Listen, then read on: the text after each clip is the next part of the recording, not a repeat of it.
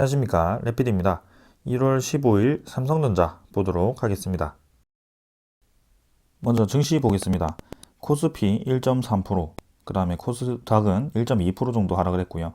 옵션 만기일 이후에 새로운 시장이 열렸는데 또 시작부터 좋지는 않았습니다. 그래서 아직까지도 그 금리 인상에 대해서 테이퍼링에 대해서 좀 경계를 하고 있는 그런 모습이고요. 아무래도 그런 지표가 되는 미국 시장이 사실 나스닥 같은 경우도 오늘은 좀 반등했지만 그저께 좀 많이 어제 많이 하락을 해가지고 거기에 대해서 좀 충격 여파가 있었던 것 같습니다. 그래서 나스닥 차트를 보면 사실은 꾸준히 좀 올라왔거든요. 네, 유동성 그 자금을 풀고 나서부터는 꾸준히 이제 급등을 해가지고 상당히 큰 폭으로 상승을 했습니다. 근데 이번에 이제 241선을 터치를 하면서 이런 상승 추세가 좀 꺾일 수 있는 그런 흐름이 나오기 시작했다라는 점이고요. 네. 그래서 지금도 사실 조금 위태위태하긴 합니다. 그래서 미국 시장은 사실 우리나라 증시가 좀 조정을 받을 때 크게 조정을 받지 않았던 그런 모습이었는데요. 지금 최근에 다시 한번 좀 크게 하락을 하면서 이제 16,000포인트에서 14,000, 15,000포인트까지 아직도 그래도 10%채 내리지 않았습니다. 그래서 상당히 이제 우리나라 증시보다 좀 강한 모습을 보이고 있고요. 다우도 마찬가지고요. 그래서 일단 유동성 자금이 빠지면 금리 인상 쪽으로 무게가 확실히 실렸죠, 이제는. 그래서 거기에 대해서 충격이 있을 수 있지만 그래도 코로나로부터 이제 회복이 된다라는 그런 기대감 때문에 실적주 위주로, 네, 그런 종목 위주로 좀 탄탄한 종목 위주로 상승할 가능성이 충분히 있습니다. 그래서 증시의 하락도 어느 정도 제한이 있을 가능성이 충분하고요. 만약에 이제 이렇게 금리 인상이 진행되는 도중에 그런 기업들의 성장성까지도 좀 뭔가 물음표다. 네, 성장을 더 할 수 있을지 이제 알 수가 없다라고 했을 때는 증시 전체가 이제 좀 크게 하락을 하겠죠. 그래서 사실 이제 2022년 정도는 금리 인상의 시작, 네, 금리 인상의 시작이고 그 다음에 거기에 대해서 기업의 실적이 코로나로부터 이제 특수한 상황입니다. 코로나로부터 회복이 되는 그런 상황인데 그럼 이제 2023년을 갔을 때는 코로나부터 이제 회복이 좀 되었고 기업의 실적도 성장성도 어느 정도 반영이 되면서 이제 주가들이 좀 네, 잘 버티던 종목들이 있을 겁니다. 근데 거기에 대해서 만약에 2024년이라든지 2025년 이런 전망들이 그죠? 전망들이 좀 좋지 않아지거나 그다음에 금리 인상이 이제 꾸준히 진행되겠죠. 금리가 계속 올라가면서 대출에 대한 그런 이 부담감 그런 것들이 이제 서서히 좀 터질 수 있는 해가 될 겁니다. 그래서 2023년 중반부터 해가지고는 좀 이제 그런 대외적인 이슈나 그런 큰 사건에 의해서 증시가 이제 이전처럼 좀 크게 떨어질 수도 있는 그런 모습이 있을 것 같고요.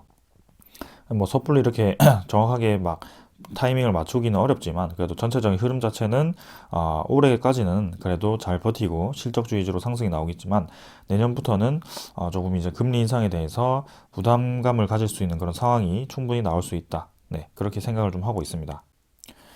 그래서 일단은 차트부터 먼저 좀 보도록 하겠습니다. 코스피 계속해서 뭐 횡보하는 차트입니다. 그래서 저점 부근에서 지지 라인을 형성하고 있고요. 2900선은 그래도 계속해서 지지 라인을 만들어주고 있습니다. 그래서 혹여나 이제 이 지지 라인이 무너졌을 경우에는 좀 이제 크게 내려갈 수도 있는 그런 이 네, 증시가 잠깐 이제 패닉이 나올 수도 있습니다. 그래서 2900선이 떨어지고 쭉 내려간다면 이제 뭐 2600선, 700선까지죠. 네, 이 정도까지는 좀 이제 떨어질 수도 있는데 사실상 미국의 증시보다 우리나라 증시는 선제적으로 좀 하락을 했습니다. 그래서 10% 이상 좀 하락을 한 상황에서 횡보를 좀 하고 있기 때문에 뭐 크게 뭐 걱정할 필요는 없을 것 같고요. 네, 그래서 월봉도 네, 20 월봉선 주변에서 횡보를 좀 하고 있는 상황입니다. 자, 그 다음에는 이제 투자자, 네, 금액을 좀 보게 되면 기관 투자자가 계속해서 우리나라 증시에서 빠져나가고 있습니다. 특히 금융 투자. 그래서 기계적으로 계속 매도를 좀 하고 있고요. 그죠. 옵션 만기일 전에 좀 잠깐 매수를 하고 나서부터는 다시 한번 매도로 네, 포지션을 잡아서 증시를 매도를 하고 있습니다. 그래서 이번 달도 사실 크게 썩 좋은 움직임이 나올 것 같지 않다라는 생각이 좀 들고 있고요. 네.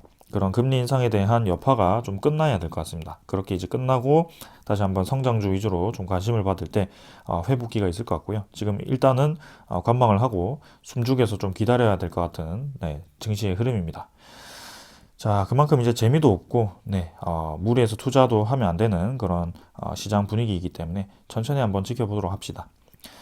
코스닥도 마찬가지로 저점은 계속 높여가고 있습니다만 고점 자체는 계속 낮아지고 있고 일단 세기형으로 모이고 있습니다. 이렇게 꼬리를 달면서 다시 메워주긴 합니다만 이런 라인 자체가 무너졌을 때는 코스닥도 충분히 크게 하락을 할 수도 있을 것 같고요. 거기에 대해서 이제 900포인트까지도 좀 가능하다. 만약에 미국의 증시 패닉이 일어난다면 좀 기계적인 매도에 의해서 그렇게 패닉이 나올 수 있지만 일단은 네, 분명히 그 이후에 그런 일시적인 하락 이후에 다시 한번 회복세를 가질 것이다라고 생각을 좀 하고 있습니다. 그래서 금액을 보았을 때도 이제 기관 외국인이 계속 매도를 하고 있고요. 이번 달까지도 조금은 좋지 않은 분위기가 좀 예고가 되고 있습니다. 그래서 천천히 한번 접근을 해야 될 것 같고요. 그런 실적주, 성장주 위주로는 계속해서 이제 매수 타이밍이 올 수 있을 것 같습니다. 그런 종목 위주로 좀 탄탄하게 탄탄하게 투자를 해야 될 것 같고요. 계속 이 증시는 네, 분위기를 보면서 여러분들께 알려드리도록 하겠습니다. 자, 환율 같은 경우도 어느 정도 이제 횡보를 좀 하면서 네, 1190원, 1200원 정도 왔다 갔다 하고 있고요. 또 이제 저점 라인 어느 이상은 하락하지 않고 있습니다. 그래서 저점 자체가 점점 이제 높아지고 있는 그런 분위기이고요. 그래서 환율에 대한 기준도 계속 높아지고 있다. 거기에 대해서 우리나라 증시가 충분히 부담스러울 만한 상황이고 외국인 투자자가 좀 많이 빠져나갈 수도 있다. 만약 환율이 급등하게 된다면. 하지만 지금은 이제 반도체라든지 그런 종목 위주로 좀 매수를 하고 있기 때문에 괜찮게 생각을 하고 있습니다만 언제든지 이런 환율이 좀 부담스러운 가격까지 치솟는다면 네, 좀 빠져나갈 수도 있습니다. 대규모로. 거기에 대해서도 좀 생각을 해야 될 것 같고요. 자, 그 다음에는 지수 선물. 일단은 뭐 좋지는 않습니다. 네, 미국 증시 좀 올랐지만 유럽 증시는 좀 내렸고요. 그래서 크게 뭐 변화 없이 진행한 것 같고요.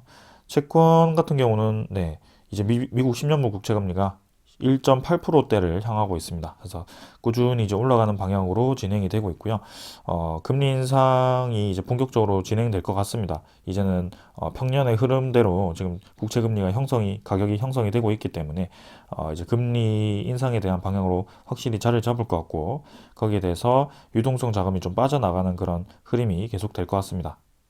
그래서 금리가 뭐 꾸준히 뭐 매일매일 뭐 매달 올라가는 것도 아니고 분기마다 이제 그렇게 결정이 되기 때문에 주식에 대한 여파도 충분히 이제 제한적일 거고요. 거기에 대해서 이 시장이죠. 네, 연방은행 이런 쪽에서 좀 적절하게 네, 배율을 분배를 하면서 네, 조정을 할 겁니다. 그래서 거기에 대해서는 너무 크게 걱정할 필요는 없을 것 같습니다.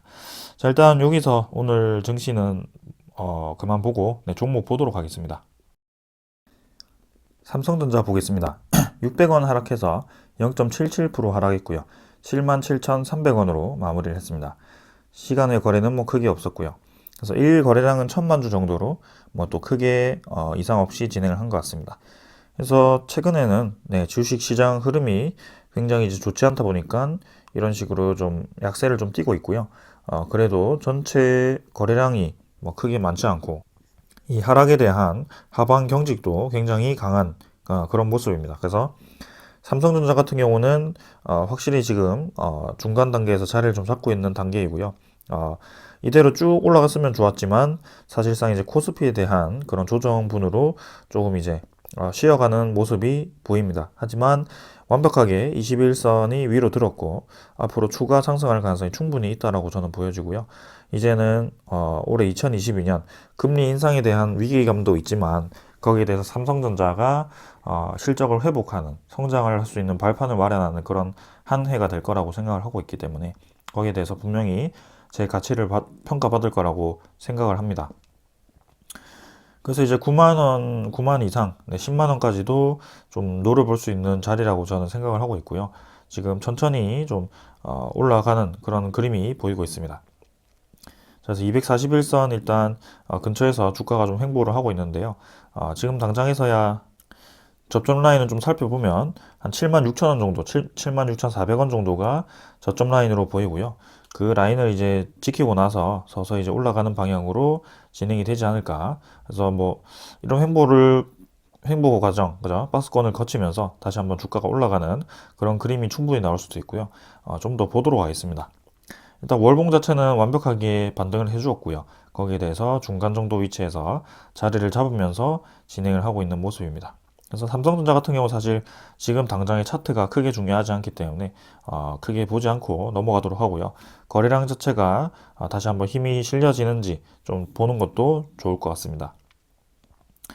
자, 그 다음에는 이제 외국인 투자자는 96만 주 매수, 기관 투자자는 지금 꾸준히 매도를 하고 있는 모습입니다. 그래서 삼성전자의 대부분 매도 물량은 기관 투자자로부터 좀 나오고 있고요. 그 이외에 이제 개인 투자자들도 좀 이제 빠져나가는 모습이었습니다. 근데 뭐 다시 매수를 해주고 있고요. 그러니까 결국에는 지금 외국인 투자자가 계속해서 삼성전자를 매수를 해주고 있고요. 코스피에서 유일하게 이렇게 꾸준히 지금 매수가 들어오고 있는 종목 중에 하나가 아닐까. 그만큼 이제 반도체에 대한 전망을 상당히 좋게 보고 있고요. 실제로 우리가 계속 확인하고 있는 그 반도체 가격 자체가 계속해서 상승을 하다 보니까 외국인 투자자도 미리미리 삼성전자에 대해서 투자를 하고 있다라고 보여집니다. 그래서 지금 이제 증시 전체에는 외국인 투자자가 빠져나갔지만 또 이렇게 삼성전자와 같은 반도체 종목 위주로 매수가 들어오면서 올해 이 반도체 시장이 상당히 좋을 것이다라는 것이 또 이제 눈에 보입니다. 그래서 그만큼 외국인 투자자가 삼성전자를 미리 들어왔을 때 또 이제 크게 올라가는 경우가 많았기 때문에 한번 계속해서 주목을 해보도록 하겠습니다. 자, 제가 계속해서 삼성전자를 분석을 할 때 보는 이 차트입니다. 며칠 전이죠. 며칠 전에 보았던 것보다 또 훨씬 많이 올라가 버렸고요. 네. 계속해서 올라가고 있습니다. 지금 저번에 보았을 때가 이제 요 정도였던 것 같은데 그 이후에 또 이제 이 급등세를 이어가면서 디램 가격이 그냥 거의 뭐 일자로 이렇게 위로 치솟고 있는 모습입니다. 그만큼 지금 디램 가격이 디램 수요가 많다라는 뜻이고요. 미국에게 서버 수요 업체죠. 그런 수요 업체들이 상당히 이제 이 공격적으로 디램 반도체 가격, 이 메모리 반도체를 매입을 하고 있다라고 생각하시면 될 것 같습니다. 그래서 사실상 지금 이제 몇 개월 전에 내리기 시작했던 그 디램 가격을 거의 다 회복을 했다라고 보시면 될 것 같고요. 거기에 대해서 삼성전자가 우려했던 그 메모리 가격 하락에 대한 그런 실적 우려는 이제 완전히 불식이 되었다라고 보셔도 될 것 같습니다. 사실상 디램에 대한 가격 하락에 대한 우려로 떨어졌던 그 주가는 지금 디램 가격이 그만큼 일자로 올라와 버렸기 때문에 그 가격에 맞는다면 지금 당장은 벌써 이렇게 전고점까지는 한번 삼성전자가 치고 나가줘야 되는데요. 지금 이제 급하게 올라가다가 어느 정도 이제 쉬고 있죠. 근데 이제 증시 분위기가 좀 안정화가 되고 네, 어느 정도 외국인 투자자가 매집이 이제 끝나고 나면 다시 한번 급하게 좀 올라가는 이런 분위기가 만들어질 가능성이 충분히 있다라고 저는 생각을 합니다. 그래서 삼성전자 충분히 관심을 가져볼 만하고요.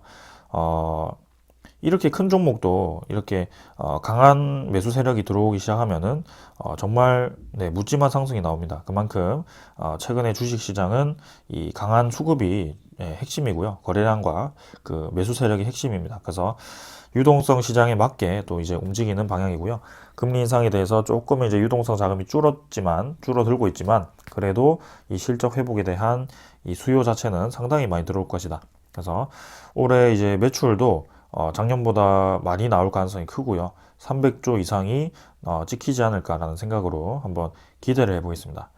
그리고 이제 메모리 시장뿐만이 아니고 이제는 삼성전자가 또 글로벌 자동차 반도체 그 시장도 노리고 있죠. 그래서 글로벌 자동차 시장이 아직까지도 이제 그 반도체에 대한 그런 공급이 부족해가지고 2023년쯤에 이제 코로나19 이전으로 돌아갈 거라고 얘기를 좀 합니다. 그래서 올해 코로나19 확산세가 진정이 되더라도 반도체 공급 문제의 불완전 해소 등으로 코로나19 이전인 2019년으로의 판매 회복은 2023년에나 가능할 전망이라고 얘기가 나오고 있습니다. 그만큼 반도체에 대한 수요가 계속해서 증가를 하고 있고요. 지금 이제 자동차가 전부 다 전동화, 그다음에 전기화가 되다 보니까 그 안에 들어가는 반도체 부품들이 많이 늘어나고 있습니다. 그래서 앞으로 이제 전기차로 전부 다 바뀌면서 뭐 디스플레이라든지 아니면 뭐 AI 자율주행이라든지 그런 게 이제 기능이 추가될수록 계속해서 이제 반도체 부품들이 많아질 수밖에 없고 거기에 대해서 차량 반도체 수요가 늘어날 수밖에 없는 상황이 돼버린 겁니다. 그래서 여기 자동차 반도체는 올해도 공급 부족이고 2026년쯤에는 시장 규모가 이제 80조까지로 확대가 되는 아주 큰 시장이 될 거라고 예상을 하고 있습니다. 그래서 차량용 반도체 수급 불균형이 이제 2023년까지 이어질 것으로 전망이 되고 있고, 친환경 차량이 확대 보급되고 자율주행 기술이 고도화되면서 차량용 반도체에 대한 수요는 급증하지만 수급 불균형은 구조적으로는 장기화될 것이다라고 얘기를 좀 하고 있습니다. 그래서 대만의 TSMC와 그다음에 독일의 인피니언, 미국의 텍사스 인스트루먼트, 일본의 르네사스 등 이제 소수의 생산업체가 차량용 반도체 시장을 좌우하고 있다는 점도 수급의 불균형으로 이유로 꼽히고 있다고 하죠. 그래서 이 중에 이제 하나를 삼성전자가 이제 투자를 하지 않을까, 이번에 M&A를 하나를 진행하지 않을까라는 그런 얘기가 좀 돌고 있고요. 네, 차량용 반도체 시장이 이만큼 이제 급증을 하고 있고, 파운드리라든지 그런 비메모리 쪽 반도체가 중요해지다 보니까 삼성전자가 이제 큰 투자를 할 가능성이 상당히 크다라고 생각을 좀 하고 있습니다. 그래서 지금 차량용 시장이 반도체가 이제 시장이 80조로 이제 확대가 된다라고 하니까 무시할 수 없을 정도로 이제 규모가 커지는 상황이죠. 그래서 이번에 삼성전자에 대한 그런 M&A도 상당히 주목해 볼 만하고요. 앞으로 반도체에 대한 수요는 계속해서 증가를 할 수밖에 없다라고 말씀을 좀 드립니다. 그래서 52조를 쏟아부어서 굳히기 들어가는 TSMC인데 삼성전자는 이제 어떻게 할 것인가? TSMC의 투자 규모가 이제 삼성전자를 어렵게 한다라고 얘기가 나오고 있는데요. 자, 이제 설비 투자라든지 그런 규모를 계속 늘리고 있는 상황이죠. 근데 삼성전자는 사실 이제 TSMC보다는 투자 금액이 적긴 했습니다. 근데 이번에 그 M&A를 차량 반도체 기업을 할 것이다라는 이제 그런 얘기들이 돌기 시작했습니다. 그래서 설비 투자를 좀 적게 하고 이제 기업 하나를 인수를 해가지고 그거와 이제 시너지를 발휘했을 때 이제 또 TSMC가 어떻게 또 받아들일지, 그리고 시장이 어떻게 받아들일지도 상당히 재미있는 부분일 것 같습니다.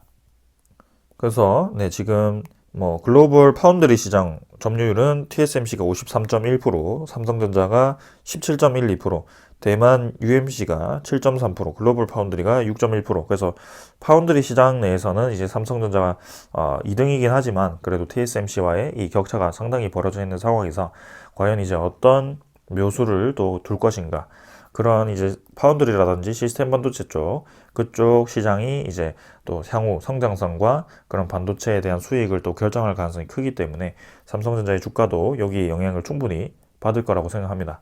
지금 당장에서 이제 D램 가격이 메모리 수요가 많이 증가하면서 주가가 올라갈 거라고 생각을 하지만, 만약에 이제 그런 비메모리 반도체 분야도 좀 이제 섭렵을 하면서 그런 좋은 신호가 나온다면 충분히 중장기적으로 계속해서 삼성전자가 이런 방향으로 올라갈 가능성이 큽니다. 그죠? 그래서 10만 원 이상, 뭐 15만 원, 뭐 20만 원 이렇게도 좀 올라갈 수 있는 그런 글로벌 영향이 있는 기업이기 때문에 그런 앞으로에 대한 비전도 계속해서 살펴볼 필요가 있을 것 같습니다. 그래서 오늘은 이 정도로 얘기를 마치고요. 지금 D램 가격의 이 급등세가 심상치가 않습니다. 계속해서 메모리 가격이 하루하루 지금 급등을 하고 있는 상황이기 때문에 거기에 대해서 이 반도체 가격이 급등함에 따라서 삼성전자에 대한 이 실적 자체가 계속해서 실시간으로 올라가고 있다라고 이해를 좀 하시면 될 것 같습니다. 자, 그래서 올해 1분기부터 삼성전자의 이 실적이 상당히 좋게 나올 것으로 예상이 되는데 한번 기대를 해보겠습니다. 올해는 주가가 상당히 좀 강한 흐름으로 보일 가능성이 크다라고 생각을 좀 합니다. 자, 오늘은 여기까지 하고요. 네, 계속해서 삼성전자도 주목을 좀 해보도록 하겠습니다. 감사합니다.